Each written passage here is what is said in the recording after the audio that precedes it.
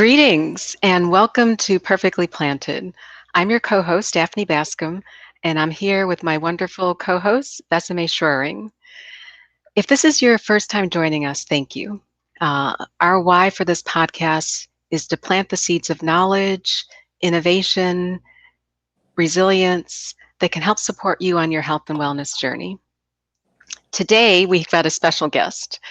We have the pleasure of speaking with Dr. Nathan Gause. Dr. Gause is a colleague, a friend, and an amazing orthopedic surgeon who recently relocated to Missouri. And I have followed his career and his wellness journey for some time, and I'm just so excited that he's able to join us today. Dr. Gause, thank you so much for joining us today. Thank you for having me.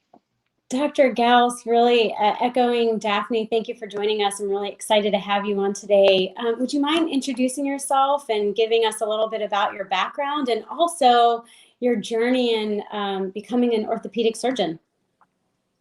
Absolutely, would be happy to. Thank you very much for having me today. It's very exciting. I've been, thinking about this time with you guys for the last few weeks, so very excited to be here. So my name is Nathan Gause. I'm originally from Ohio. I'm the eldest of 5 children. I am the son of a minister and a teacher.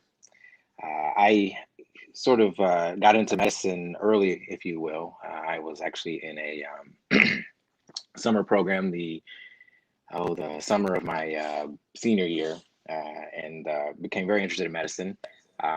I ended up actually getting into orthopedics because of a mentor of mine. And for me, mentorship was huge. I've had mentors, I would say, the last 20 years, Dr. Bascom being one of them. And I was fortunate enough to run into a very, very cool orthopedic surgeon. And had he been anything else, had he been a cardiologist, had he been a neurologist, I likely would have wanted to be just like him, whatever he decided. But he decided to be an orthopedic. So I said, I want to be like you. He was an African-American gentleman who actually trained at Vanderbilt, and he was the first Black resident there at Vanderbilt in Nashville, Tennessee. And he inspired me, encouraged me, and kind of picked me up when I was down to keep me on the path of becoming an orthopedic surgeon. And so I was fortunate enough to get into medical school in Mobile, Alabama, and then match into residency in orthopedics in Cincinnati, Ohio, where I was raised, and do a fellowship in Memphis, Tennessee, and to become a lower extremity specialized surgeon specifically. So that's sort of my journey into orthopedics. Awesome. Well, we're glad you didn't meet a cardiologist then. No, just teasing. So that is an amazing journey, especially for a Black man in a surgical field. The other thing that has really amazed me about your journey is your transition from being an omnivore to a predominantly plant-based diet. Can you share a little bit about what prompted your transition? And I mean, everyone can see that you look like you work out a lot, so you're physically healthy, but would love to understand more about your journey to becoming plant-based. I appreciate that question. So it's a little bit personal. So if you guys don't mind me lifting the covers a little bit, I'll let you into a bit of my life and my background. So, like most African American communities, where my family history is riddled with a significant past medical history, and so hypertension, diabetes, kidney disease, et cetera, and certain various cancers, stroke. That's always been a fear of mine. I became more of a hypochondriac once I got into medicine. And so that was always a fear of mine. But I also was not immune to the fact that I thought I was invincible in my younger years. And so I ate what I wanted. I kind of did what I wanted. I didn't exercise very regularly because I figured I'll worry about that when I get old. When I get old, like in my 30s and 40s, and I'll consider doing something like that. And now I still feel very young despite my age. But and so I was first prompted to consider a diet change when I got my first job. I spent about 9 years in Iowa. So when I got out of fellowship and took that job, I was asked to do a screening for life insurance. And so I said, sure. I don't go to the doctor, but I'm sure I'm fine. Took the screening examination. They drew blood and whatnot, and I found out that my lipids were high. My entire lipid panel So all the fat was floating around in my body, and I just wasn't unaware. I was unaware of it, didn't realize it. So at the time, I didn't take it as seriously as I should have. Again, this was about 7 or 8 years ago now. Actually, it's more like 9 or 10 years ago. My numbers were high. My PCP at the time, who drew the lab, said, "Hey, you need to address this. Like, you need to either start on a statin or you should change your diet." I said, "Whoa, whoa, whoa! I'm not taking any medicines in my early 30s, so we can forget that. I'll just go ahead and change up my diet a little bit." My change in diet was literally nothing. In my opinion, I thought I was changing. I ate a few salads here and there, and said, I'll keep on doing this. Well, fast forward about 4 or 5 years, labs are still abnormal. I forget why I had those drawn at that time, but labs were still very abnormal. So I said, you know what? I'll become a pescatarian. I'll do this solid, as if I wasn't doing myself a favor. I said, I'll do you the solid, doc. I'll become a pescatarian. I'll stop eating red meat. So I stopped eating red meat about 4 or 5 years ago now, and really haven't consumed much since. But I went to a pescatarian lifestyle. Fast forward to my journey leaving Iowa to Missouri, and now that I'm here, I had to take another life insurance examination. And guess what happened? Guess what was found? My labs were off again. So this is about a year ago. Again, had plenty of fat floating around in my blood, and I said, okay, I got to make a serious change now. I'm in my 40s. This is ridiculous. So I made a conscious effort and said, I'm going fully plant-based for a variety of reasons. I had people around me, i.e. Dr. Bascom, and another doc named John Thurman, who actually was in Iowa with me, a primary care doctor who had gone plant-based about 2 years or so before me. And we had a heart-to-heart. He and I called him. I said, I feel like my arteries are slowly clogging up with fat. How can you help me? He asked about my diet and my exercise. And I told him, because he knew that I was a pescatarian, he said, well, that's clearly not working. Change the game up. So with the support of him, support of my wife, completely transitioned to a plant-based diet for the last 9 to 10 months. I drew my labs about 3 or 4 months ago, and they're stone cold normal. All my labs are normal now. I'm back to what I should have been 9 or 10 years ago. So I am elated to say that because of diet and exercise, because of the lifestyle that I now choose to live, I'm very proud to say that I'm primarily plant-based in my consumption, and have made it a way of life versus a diet or a fad, if you will. That's amazing. To hear that change, such a drastic change, really is profound. Dr. Gause, what have you found to be the primary benefits of plant-based, not aside from your lipid panel? I mean, what other benefits have you seen being plant-based? Absolutely. I have some subjective answers for you. So Okay. to begin with, my energy level is bar none. It's I promise you I'm 43 years old. However, when I'm out and about, I get confused for not being that age. I get confused for not being that age all the time. And I know it's because of my consumption. I know it's because of the lifestyle that I've chosen to live. My workouts, my exercise regimens, if you had asked me to work out 30 minutes plus, I would have probably not even shown up to the gym with you. Now I expect nothing less than putting an hour time in every day just to make sure that I'm getting enough cardio in. My ability to navigate the world isn't as exhausting. I have more time and energy now because of my consumption. For me personally, I had an issue with digestion that has gone away completely now. So my digestion is very routine and comfortable versus it being a decision whether I was going to eat this meal or not because I knew that I'd pay for it a few hours later or the next day. I don't have those thoughts anymore because my body is able to now digest more naturally. I think another big benefit for me has been joint pain. Beforehand, I did lift a little bit prior to going to more of a plant-based diet, but I would always pay for it as well thereafter. Now, when I work out first thing in the morning, there's no discomfort. There's no having to worry about is this knee going to bother me? Is this ankle going to bother me? I don't have generalized pain, and I'm not worried about having to get a rheumatological workup anymore because everything hurts. It doesn't hurt anymore. I don't feel that discomfort any longer. So I've had some really subjective changes for myself. I feel as if I'm probably in the best shape in my entire life that I've ever been. And I was active in sports when I was younger, but now I could kick young me's butt very easily if I needed to, very easily. That's really great to hear. I know one of the things that I've noticed is after my husband and I watched Game Changers, it was eye-opening, and very much so, because it puts in perspective that some of these myths that we hear, where you need, animal protein, lean animal protein, in order to build muscle and gain strength, is really not so much. Would love to get your quick thoughts on that perspective. Yeah, I watched that movie a few times, to be quite honest with you.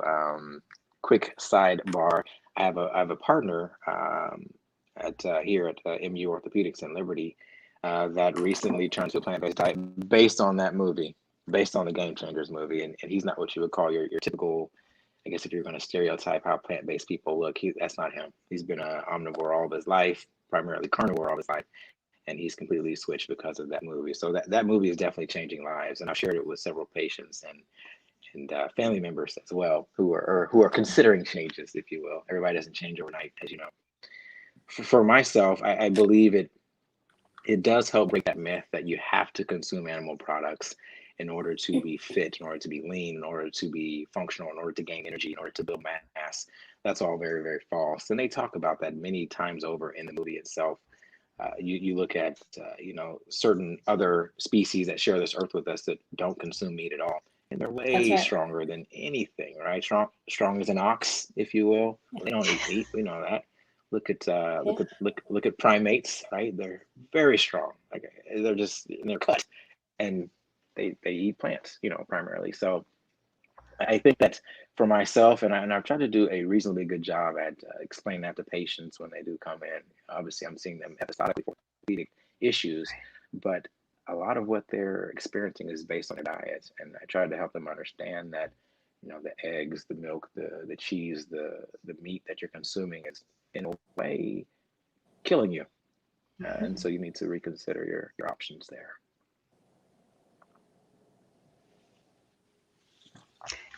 In talking about eggs, milk, and cheese, could you, as an orthopedic surgeon, so one question we often get as we're talking to our community on the podcast is, what about calcium? And for women in particular, especially women of a certain age, like my age, and we're all worried about osteoporosis or other things, but society or marketing has brainwashed us that you need milk, cow's milk, in order to get enough calcium. How do you talk to your patients about adopting a plant-based diet, but you can still get enough calcium from eating whole food, plant-based nutrition?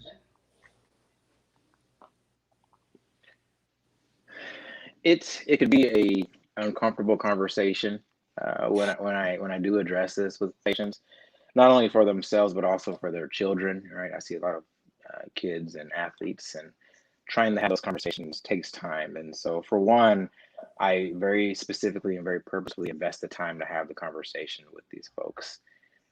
What I tell them is that cow's milk or animal milk is not necessarily the end all be all. Uh, I never try to disparage current practices, but I do educate them on myself. I made these decisions for myself, and here's why. And if you do trust me as your clinician, as your physician, then at least listen to my opinion on the matter. When you look side by side, when you do the research, you find that the plant-based products are fortified with the supplements and nutrients that you need, similar to the cow's milk. Because if you took cow's milk directly without fortification, it provides very little benefit. It too is also supplemented. But when you look at more plant-based, especially for those that have digestive issues, in the long run, that's a better option for you. And I tell them that you're going to get the exact same, if not more, nutrients and supplementation from plant-based milk, if you will, along with a variety of other foods, Mhm. plant-based, put an asterisk in there, plant-based. You're going to get the supplements that you need. The other thing and I talk to them about, because it's more than just what you consume, right? It's also your lifestyle. I talk to Correct. my patients, even the younger ones, about yoga, stretching, active and fit lifestyle. All these things are very, very important. Lengthening the muscles, lengthening the tendons and the capsules. If you want to have decreased risk of a fracture due to osteoporosis or whatnot, you need to have a holistic approach to getting your body in a more of a healthy space. That's great feedback. Thank you. Um, I wish you'd been my orthopedic surgeon. And I have had orthopedic surgery, unfortunately, but I think all of the health benefits that you have espoused are, I mean, at 55, I would say I have felt the same things. So I feel more energetic, less inflamed, and just generally more youthful than I have felt in a long time. But as much as I love talking about nutrition alone, with your permission, I'd like to change the topic a little bit and get your thoughts on something that has really become front and center over the past year in particular, which is how nutrition and our nutritional decisions and our lifestyle may impact Black and Brown cultures in particular. Vesame and I spend a lot of time reading books and listening to other podcasts as we look for great topics to have conversations about. And one of the ones we've been listening to is a recent publication called Brother Vegan, which was really a collection of stories about Black and Brown men and their transition to a plant-based lifestyle. Are there any thoughts you can share with the listeners about Black culture and how it relates to a plant-based lifestyle? Absolutely. I do have a few opinions on that. I'll share one that I will commonly broach when I am uh, treating patients of color, people that look like myself. And what I commonly will touch on is that, in Black culture, particularly more recently, there's been a hyper focus on self-care. I myself also subscribe to this, and what I will commonly educate my patients on is within the Black community, we're already predisposed to multiple comorbidities. I touched on that a little bit earlier. Hypertension, diabetes, just to name a few. All those things are lessened, all those risks are lessened, all the intensity of those comorbidities are lessened when we make choices to eat differently, to choose a different lifestyle than what has been historically common for Black and Brown cultures.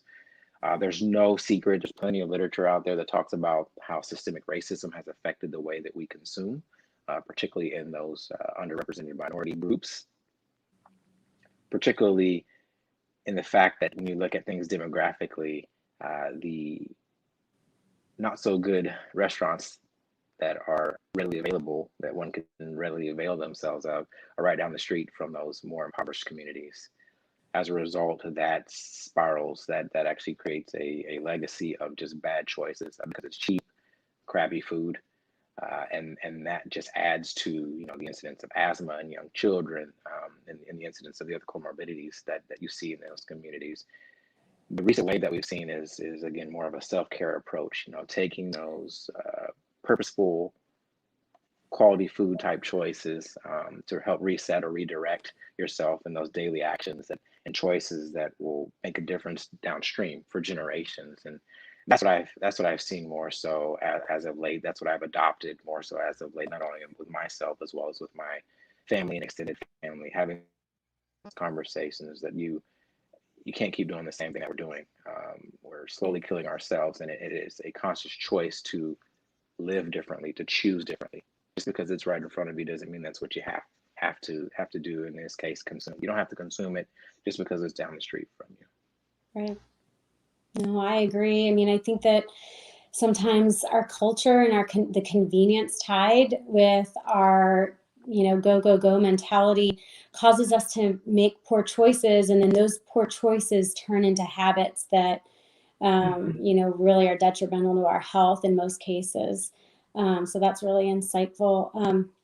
I do want to ask, as a successful physician, it's really important to have that strong mindset. Daphne and I really believe in really setting our mindset, especially after the year that we've had with the pandemic.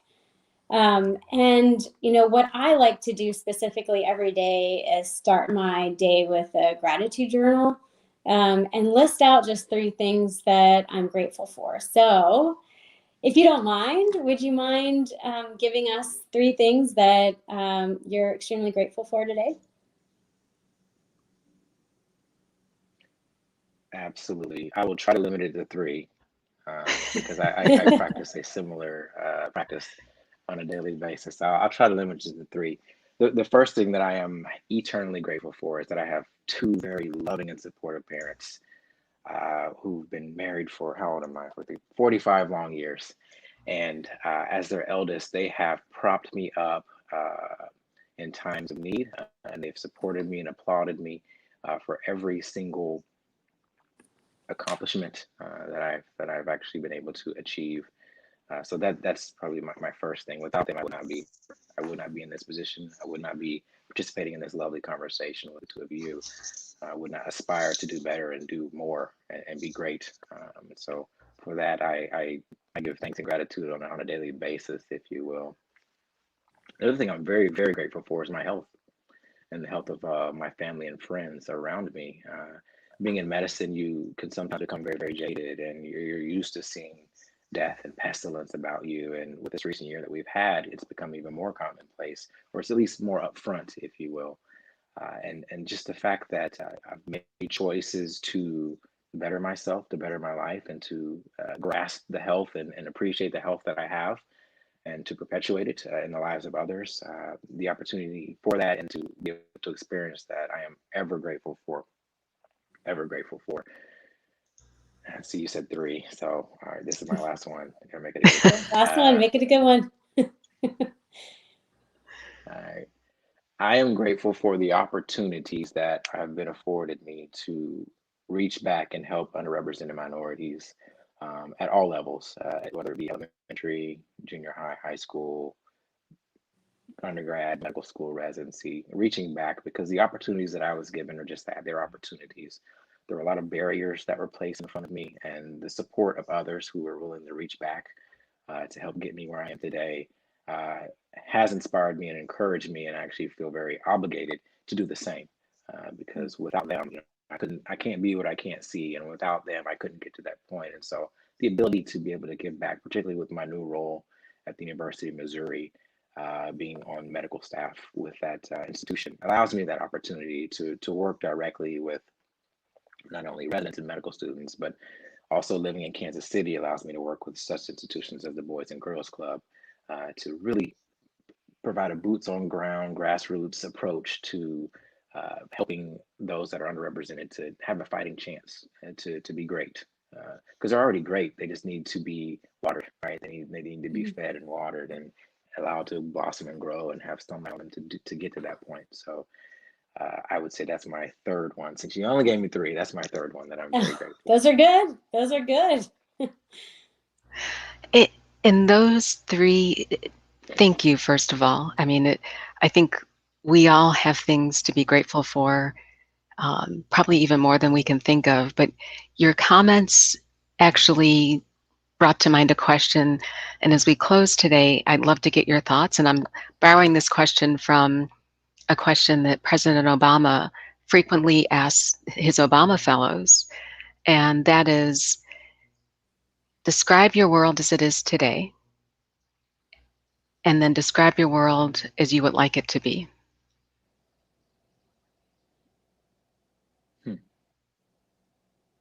Can you give me like 15 seconds? Let me formulate an answer here because this is loaded for me. Okay, here we go.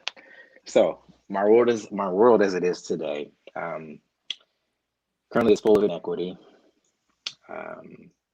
Currently, it's full of fear of that which is different. Currently, it's full of self-centeredness and a lack or willful silence or ignorance about those around you. The hope and the light that I see is that all that can be changed. And to answer the second part of that question is the world as I would like for it to be. I would like for the world to recognize itself as a multicultural place where respect and mutual admiration reign supreme. Uh, I would like to see a world where I'm not concerned about taking a jog down the street, despite what neighborhood I'm in. I like a world where everyone is guaranteed safety and those inalienable rights that this country was founded on. I'd like to live in a world or see the world, or the way I'd like for it to be is not to have a concern that if my young minority son leaves the house that he may not return, based on no fault of his own, but other than the way that he looks or the hue that he touts about, the beautiful hue that he touts about on a daily basis. Or for that matter, him sitting in his own home, in the comfort of his own home, playing video games and potentially still his life being taken. That's the sort of world that I'm looking for, a world where a simple traffic stop doesn't necessarily mean that my life may be coming to an end on that day. And when you put all that together, obviously that's very focused on myself, but what that means is a world where mutual respect and consideration is given to everyone, despite their external presence, but on the basis of them being a human being and a part of the human race.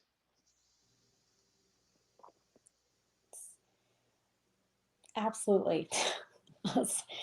I that's extremely, I very much appreciate that. I think that, for many years, it's been something, the hopes of many, and just recently has been brought back to light, which I hope never goes away. It's something absolutely that, a world that we should see. It's what we deserve as well.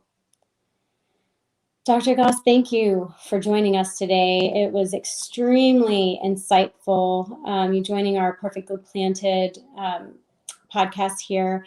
If anyone listening today would like to contact you directly, where can they reach you? Oh, absolutely. So I'm on LinkedIn. I think I'm under just my name, L. Nathan Gause, MD. So please feel free to reach out there. I also, so again, I'm a little older, so I just got into Instagram. Thanks to my.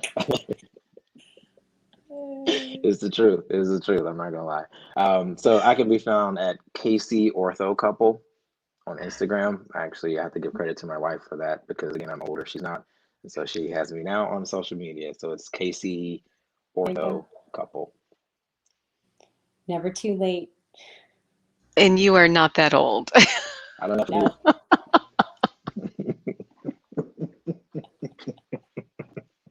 I appreciate that. No. I mean, I can't thank you enough for joining us today. This has been a wonderful conversation. We could probably talk for an hour, and I would love to invite you back to a future conversation when you have the time. I know your practice is busy, and we value all the insight that you shared with the audience today and that you share it with us. Your personal journey has been one that I invested in and love seeing you make the achievements that you have over the past, I feel like maybe it's been 10 years, and even more excited to see what you're going to achieve in this next 10 years, because there's great things ahead for you. You are far too kind. I appreciate your continued support. I will come back anytime. I'll come back weekly if you need me to. I love it. This is fun.